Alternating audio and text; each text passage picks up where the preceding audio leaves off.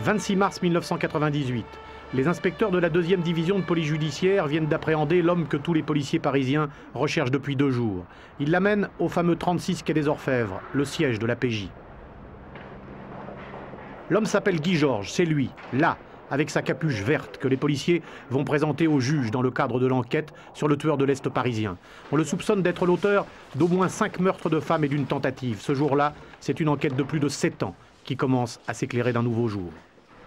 Tout a commencé pas très loin de Montparnasse. Le 26 janvier 1991, Pascal Escarfaille rentre chez elle, rue de Lambre, un peu avant minuit. Pascal a 24 ans. C'est une étudiante tranquille. Elle vient d'obtenir sa maîtrise de lettres. Impossible de rentrer sans le code. L'homme l'a-t-il abordé un peu avant dans la rue? S'est-il précipité sur elle au moment où elle composait les 4 chiffres? À partir de là, on ne saura jamais ce qui s'est passé. Un voisin a bien entendu de vagues cris, pas de certitude. 4 étages, sans ascenseur, au bout de l'escalier, derrière la porte de l'appartement, Pascal est attaché, violé et tué. Mort d'une jolie jeune femme. Meurtre en plein Paris, des objets volés, une enquête difficile mais classique. À la même époque, un certain Guy Georges se présente dans cet hôtel du 9e arrondissement. Il est en permission de sortie. Il purge à Caen une peine de 10 ans pour viol. Il devrait avoir réintégré la centrale. L'hôtelier s'en fait un ami et essaie de le raisonner. La police cherche le fugitif. Le commissaire Vermoulic vient avec un inspecteur. Il me dit voilà, on cherche telle et telle personne. Et je lui dis écoutez, il était chez moi hier, il doit revenir prendre ses bagages. Alors il m'a dit, vous savez, c'est comme le chasseur au coin du bois, on l'aura, on attend, on n'est pas pressé. Guy Georges va se rendre. Personne, ni la police, ni la justice, ne lui demandera ce qu'il a fait de sa cavale. Pendant ce temps, les enquêteurs comptent sur la police scientifique pour élucider la mort de Pascal Escarfaille. On va rechercher l'ADN du meurtrier. Facile, normalement. Des prélèvements ont été faits sur la morte. Problème de manipulation, ils sont inexploitables. Au laboratoire, la qualité des prélèvements, c'est le b.a.-ba. Comme toutes les techniques, aussi performantes puissent-elles être, il y a toujours un seuil de détection. Alors le seuil, il va dépendre d'une quantité. Alors les techniques qui sortent, ou qui sont mises en place déjà depuis un certain temps dans les laboratoires de police, baissent ce seuil limite de détection. Donc maintenant, on arrive à travailler sur des quantités très petites. Mais il y a aussi la qualité de l'échantillon. 3 ans plus tard, une autre femme va être assassinée. Pas très loin de la gare de Lyon, cette fois-ci. Le jeudi 6 janvier 1994, Cathy Rocher rentre d'une crémaillère dans le 15e. Elle va se garer dans son parking, avenue de Reuilly. Le lundi suivant, elle est retrouvée morte dans sa voiture. Elle n'a pas été tuée exactement comme la première, mais une fois encore, la victime est une magnifique jeune femme brune. Le sac de Cathy a été fouillé. Les jours suivants, les enquêteurs tournent dans le quartier. Les policiers savent que l'assassin a volé la carte bleue. Elle a servi 2 fois à tirer du liquide. Crime de rôdeur, la police n'exclut rien. À 3 ans d'intervalle, rien ne permet de rapprocher les 2 crimes. La PJ est loin du tueur en série. 10 mois plus tard, cette même année 1994, Elsa Benadi, 27 ans, a passé la soirée du 8 au 9 novembre avec son amie. Elle est rentrée chez elle, elle a garé sa voiture au parking. C'est son frère qui la retrouvera morte le lendemain. Dans la berline d'Elsa, une tache de sang intriguera les enquêteurs. Peut-être ce sang appartient-il au meurtrier, pas à la victime, une très jolie jeune femme de 27 ans. Sa famille est sous le choc. Bon, elle a dîné avec des amis, elle est rentrée et elle n'est pas rentrée en fait. Elle n'est pas arrivée jusqu'à la maison et c'est son frère qui l'a trouvée dans la voiture. Voilà. Bon, donc ça c'était des moments très difficiles et c'est pour ça aussi que je voulais protéger mon fils. Enfin vraiment, il a vu des images qu'il ne pourra pas oublier, avec lesquelles il va être obligé de vivre. Je veux qu'il vive le moins mal possible avec ça. L'enquête rapproche la première et la 3e victime. Elles ont fréquenté le même lycée, le lycée Montaigne. Des anciens élèves sont interrogés, vaine recherche. 3 meurtres en 4 ans, le 2e et le 3e dans des parkings. Pour les policiers, ces 2-là ont peut-être le même auteur. La géographie des meurtres va évoluer pour se rapprocher du quartier Bastille, un quartier qui bouge, un quartier cosmopolite, un endroit particulièrement surveillé par la police. Fin 1994, c'est tout près de ce carrefour que va se nouer un nouveau drame. Ce 10 décembre 1994, Faubourg Saint-Antoine, Agnès Nischkamp, 23 ans, une architecte d'intérieur d'origine hollandaise, rentre chez elle pour se changer. Elle doit rejoindre des amis, un dîner dans un resto du coin.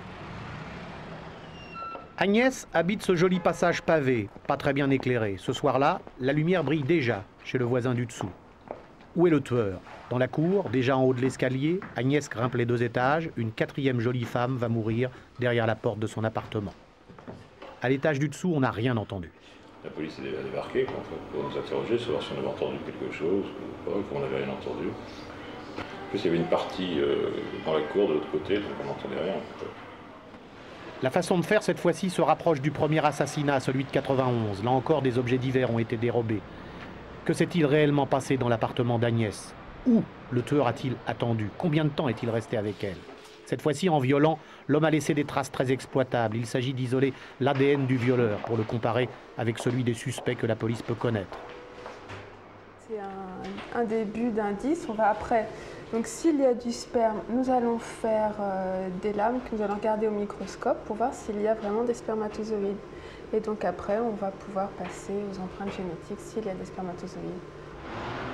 Les enquêteurs possèdent désormais une identité génétique du tueur. Reste à mettre un nom sur cette empreinte ADN. Reste aussi à mettre un visage. C'est encore à la Bastille que la police va avancer dans son enquête 6 mois plus tard. L'enquête va prendre un nouveau tournant. Le 16 juin 1995, Elisabeth, 25 ans, psychothérapeute, rentre chez elle.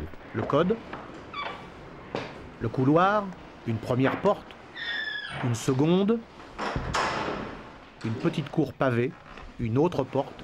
Sa voisine l'entend monter, son chien grogne. Le tueur rejoint Elisabeth dans l'escalier, mais elle va en réchapper. Sa photo, on ne la verra jamais pour préserver sa sécurité. Le lendemain, Elisabeth raconte tout à sa voisine de palier. Comme elle nous a expliqué, en 2 enjambées, il était là avec le couteau au cou. Et je sais pas, il lui a dit comme ça, comme quoi il était en cavale et qu'il avait rien à perdre, donc il fallait qu'elle se taise et qu'elle rentre et tout. Moi je dis il était planqué là. Et ça, on ne me l'enlèvera pas de l'idée. Il était planqué là. Là, c'est l'autre cage d'escalier, en face, de l'autre côté de la cour. Bon, elle dit il a commencé, il lui a mis les mains dans le dos, il lui a attaché avec du Suterton, hein. Il l'a bâillonné, puis il l'a fait descendre. Elisabeth habite un duplex. Au premier, l'entrée, en bas, la chambre où elle est ligotée. Elle dit j'ai essayé de pas trop serrer, que quand il m'a serré, que ça y a un petit peu mis. Puis elle dit quand on est arrivé en bas, il s'est aperçu que la lumière en haut n'était pas éteinte. Donc elle dit il est remonté. Et elle dit entre-temps, j'ai pu me libérer des liens. Elle dit je sais pas comment.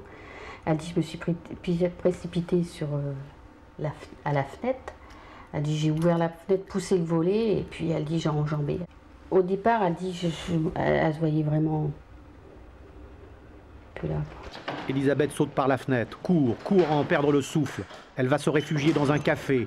Quelques secondes après elle, son agresseur s'enfuit à son tour, vu par un témoin. Mais l'étudiante en psychologie a fait parler son agresseur. Il a même fumé. Le tueur a fumé et la police a récupéré son mégot. Un mégot pour le labo, c'est une trace de salive. À partir du moment où vous avez quelque chose, un élément qui est de nature d'origine biologique, qui provient d'un individu, quoi que ce soit, on peut utiliser nos techniques dessus. On ne garantit pas que ça va marcher, mais on peut essayer. Alors ça va, votre imagination peut ne pas avoir de limite, donc on part du sang, du sperme, des cheveux, de la salive. La salive, gagnée, la salive sur le mégot, c'est le même ADN que chez Agnès Nischkamp, la 4e victime. À l'identité judiciaire, Elisabeth va donc réaliser un portrait robot. Ici, il n'y a qu'une seule pièce où l'on fait ça, c'est le bureau 20. Elisabeth a eu le temps de dévisager son agresseur. Pour faire un portrait robot, ça se passe toujours pareil. Donc elle rentre ici dans cette pièce, nous sommes seuls, enfin elle ainsi que moi, avec parfois un collègue qui est au courant de cette affaire. Et à partir de là, nous allons prendre des renseignements afin de pouvoir réaliser le portrait robot, quoi. Moi, dans ce cas-là, je commence par la coiffure ainsi que la forme du visage. Ce qui est, je pense, l'élément qui a été le plus retenu par la personne, quoi. Parce que ce qui est le plus délicat, évidemment, c'est le regard. Et ce qui fait 80% du portrait robot. Nous posons à chaque fois des questions sur la forme du visage, ovale, rond, triangulaire, carré, anguleux. Et c'est la personne qui décide à chaque fois. C'est elle qui réalise le portrait robot, ce n'est pas moi. Elisabeth et le témoin ont décrit un garçon à la peau sombre, cuivré comme un hindou, précisera la jeune femme. Elle ajoute que les cheveux devaient être crépus. L'autre personne dira un métis d'Africains et d'Européens. Voilà le portrait robot que vont en tirer les enquêteurs. 4 meurtres et une tentative en 5 ans. Une certitude, les tests ADN prouvent que les 2 dernières fois, c'était le même homme. Le portrait robot n'est pas diffusé. Après avoir vu des centaines de photos de suspects, des milliers même, Elisabeth la rescapée va aller plus loin. Cachée dans des voitures banalisées, elle va quadriller la Bastille avec les policiers. Un mois plus tard, le tueur se déplace plus au nord. Il va tuer Hélène, la fille d'Anne Gauthier. C'est l'appartement de ma fille, là, au-dessus de la porte. Cette femme va même refaire l'ultime parcours de sa fille. Je pense en effet qu'elle a marché cette portion-là. Alors, est-ce qu'elle avait déjà rencontré son tueur ou est-ce qu'elle l'a rencontré à la porte chez elle? Ça, on ne le sait pas.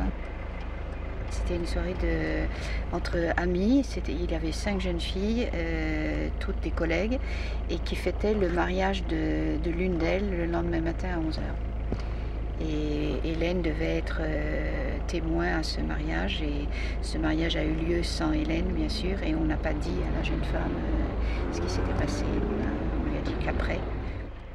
Madame Gauthier reviendra souvent rue du Faubourg Saint-Martin, là où quelque temps sa fille avait habité avec un ami. La mère d'Hélène, après cette terrible nuit du 8 juillet 95, voudra comprendre.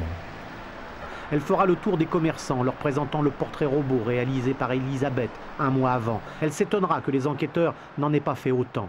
Anne Gauthier essaiera de refaire une partie de l'enquête, jusque devant cette porte qu'elle touche, presque comme une relique à chaque fois qu'elle y vient. Voilà, c'est ici. Donc ma fille était là, et le jeune homme était là. Et le concierge, le voyait d'ici. Je les ai vus parler tous les deux, rentrer tous les deux. J'ai rien vu d'agressivité ni de rien. Si j'aurais vu quelque chose, quoi que ce soit, que je voyais qu'il avait quelque chose dans le dos, quelque chose comme ça, j'aurais appelé la police. Hein.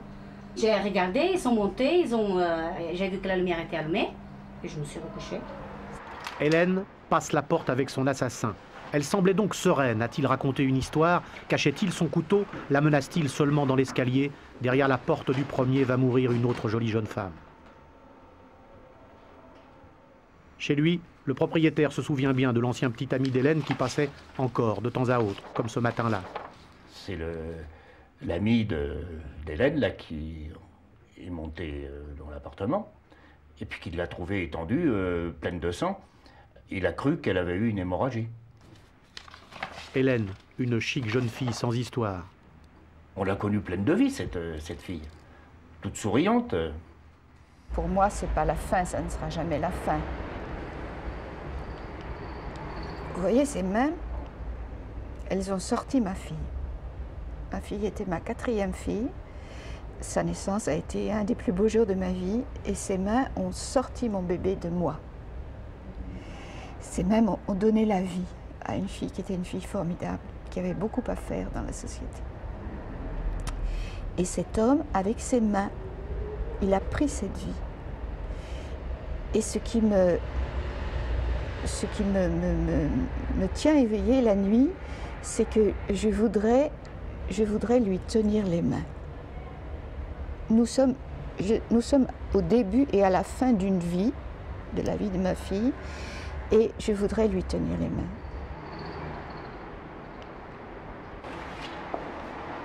Madame Gauthier harcèlera les policiers. La PJ essaiera de la rassurer. Le tueur est peut-être parti, mort ou en prison. Ce qui est désormais acquis, c'est que l'assassin de sa fille vient de frapper pour la 3e fois.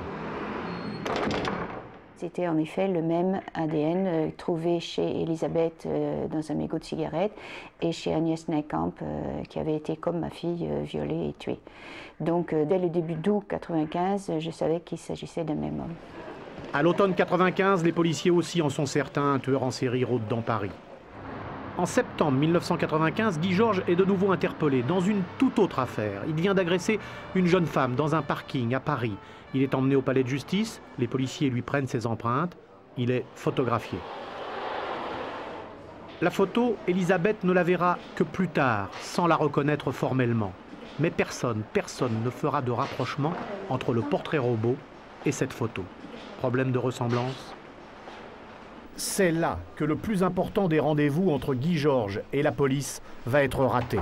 Dans la voiture de la seconde victime, une tache de sang n'avait pas été identifiée. L'ADN sera comparé avec celui de Guy Georges. Mais les enquêteurs ne feront pas comparer son ADN avec ceux récupérés dans les autres meurtres.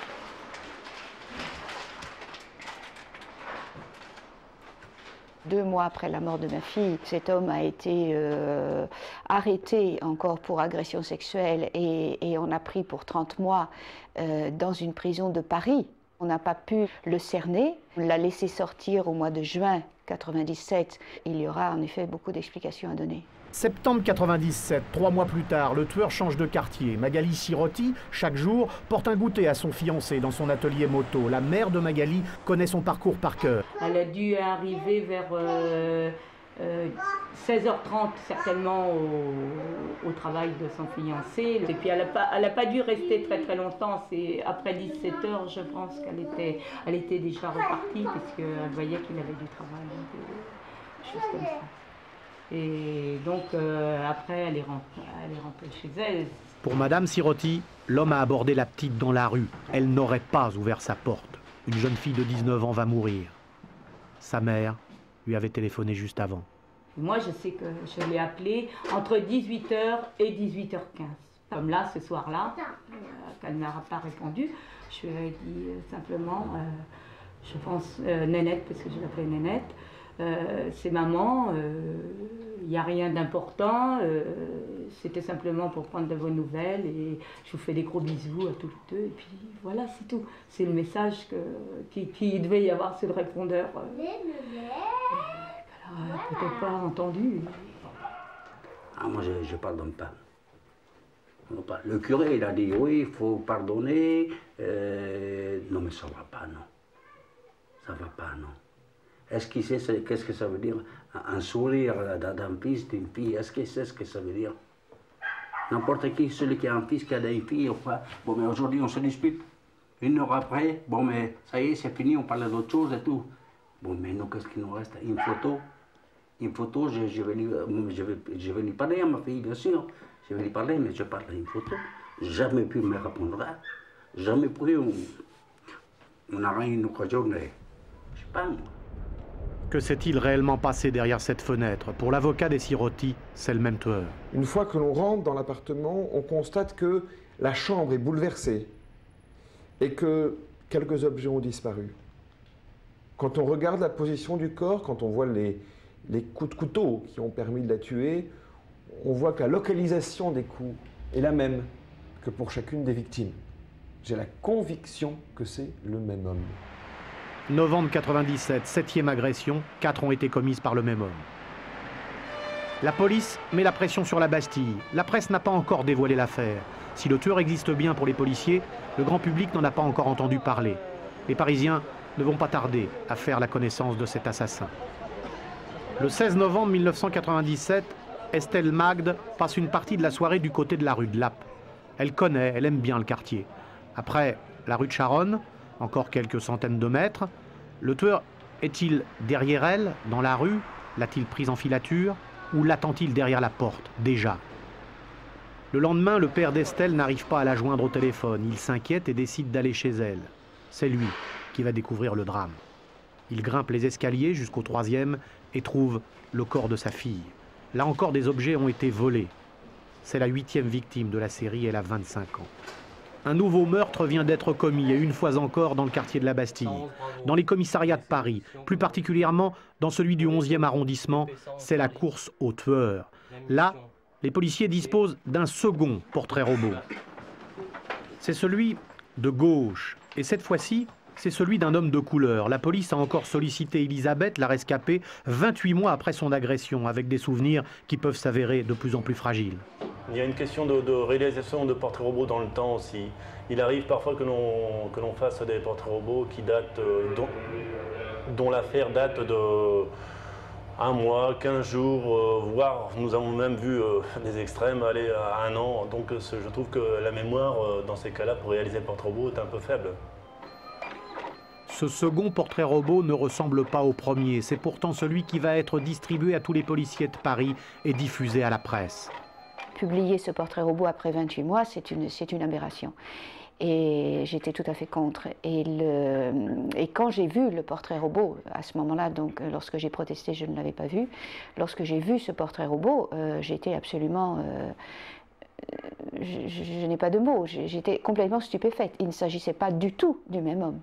Cette fois-ci, les patrouilles sont de plus en plus vigilantes. La moindre ressemblance et c'est le contrôle assuré. Oui, attends, je vous rappelle. Là, au regard de la photo, ça donne pas grand-chose.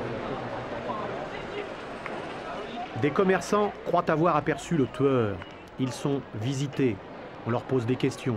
On leur montre les portraits robots.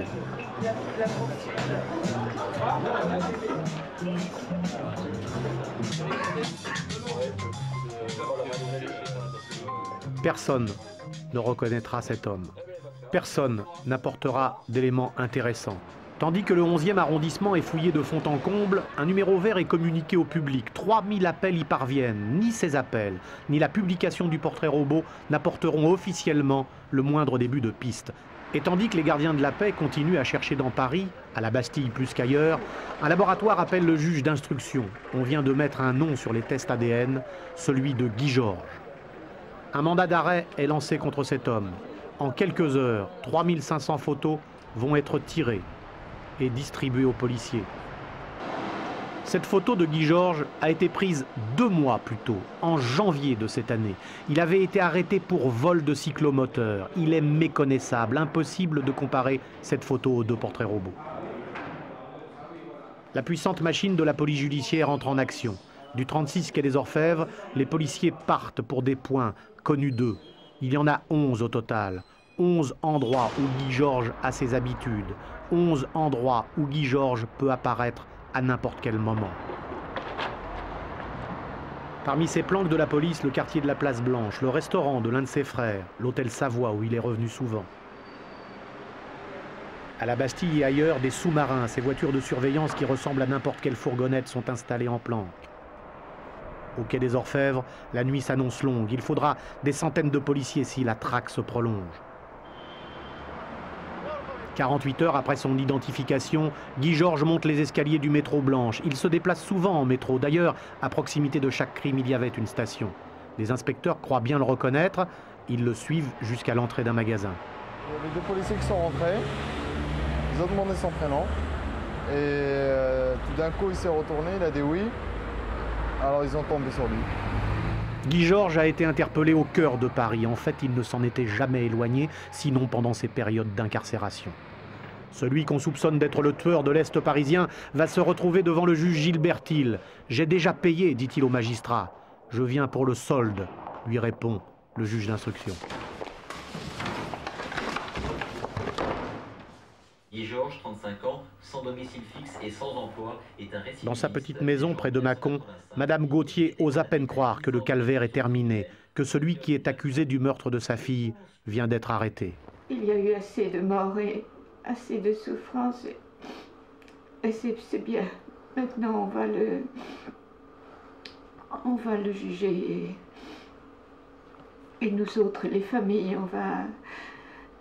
on va pouvoir commencer vraiment notre deuil.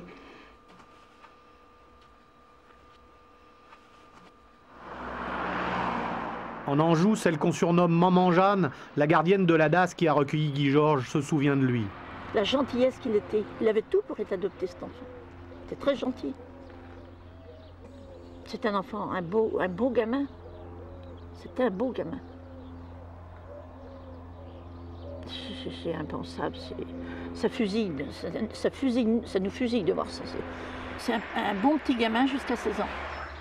Moi, j'avais cet instinct qu'il avait tué. Je ne sais pas pourquoi. Ça ne m'a jamais quitté depuis là-bas. Là-bas, c'est en 1984. 10 ans de réclusion criminelle pour un viol dans un parking. Guy, c'est le seul échec de Jeanne. Mais sur la fin, elle l'avait rendu à la DAS. Il avait tenté d'étrangler 2 de ses sœurs. C'est d'abord dans cette laiterie que Guy Georges a vécu, au premier étage, avec ses frères et sœurs. Puis la famille d'accueil s'est installée là, dans cette usine de lait en poudre. L'école, c'était pas son truc à Guy. Il a même été placé dans le privé. Plus tard, plus vieux, après des petits vols, des petites agressions à Angers, il se retrouve dans un centre. À l'atelier, il apprendra le carrelage. À Auvers, Jeanne comprend très bien qu'il n'ait pas toujours eu besoin de menacer ses victimes. Pour elle, il a même pu les charmer. Elles se sont fait avoir par sa gentillesse et sa gentillesse.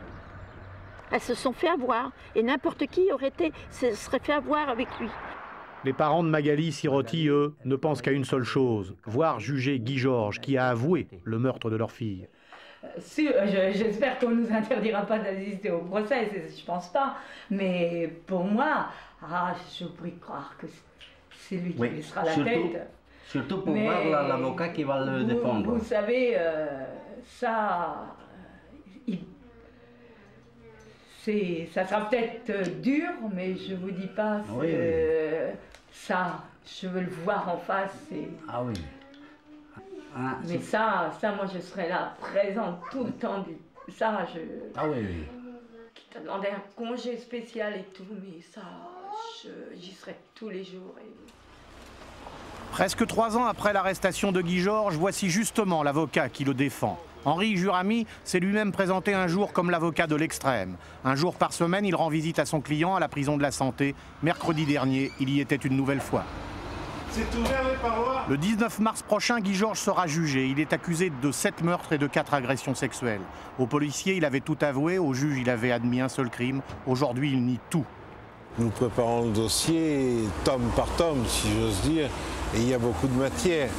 Mais du point de vue du comportement de l'homme, rien n'apparaît à l'approche de la procédure. Pour Maître Juramy, défendre un tueur doublé d'un violeur en série présumé est une très lourde tâche. Il devra d'abord affronter la douleur des familles. Je respecterai tout ce qui est à respecter et tout ce que je dois respecter avec le plus grand scrupule. Mais il faudra faire le procès de Guy Georges.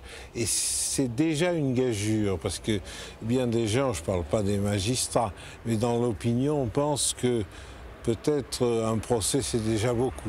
Mais c'est surtout la preuve génétique, le fameux ADN, qui va accabler Guy Georges. Les empreintes ADN ont été relevées en 1995 et on a fait des comparaisons en 1998.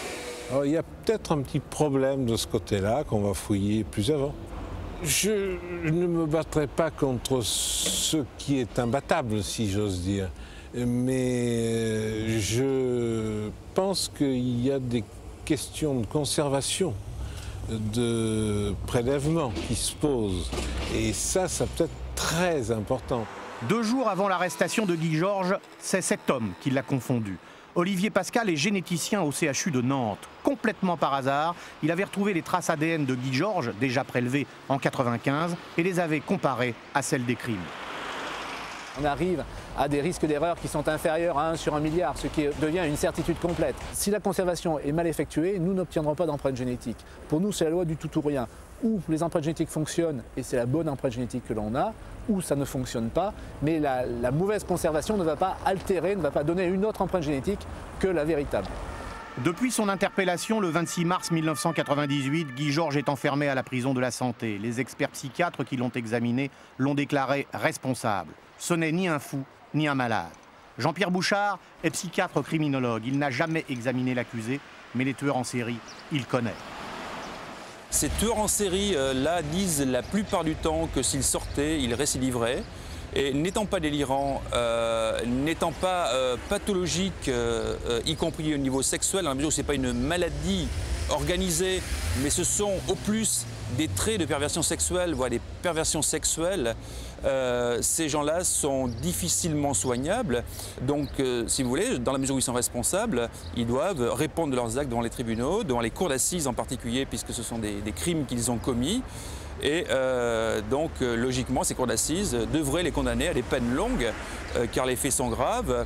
Et c'est aussi une mesure de protection des victimes potentielles qui pourraient à nouveau être tuées. Dans la mesure où on n'a que la prison à offrir, on se précipite vers ces solutions, alors que peut-être on pourrait être plus efficace en cherchant ailleurs ou autrement. Le 26 décembre dernier, Guy Georges a tenté de s'évader du quartier de sécurité, ce qui n'a pas surpris Maître Juramy. Il m'a parlé du fait qu'il avait saisi une occasion au passage. Il y a peu de détenus, très peu, qui se disent on est derrière les barreaux, on y est bien, on y reste, on est au chaud, etc. Ça n'existe pas, c'est pas humain.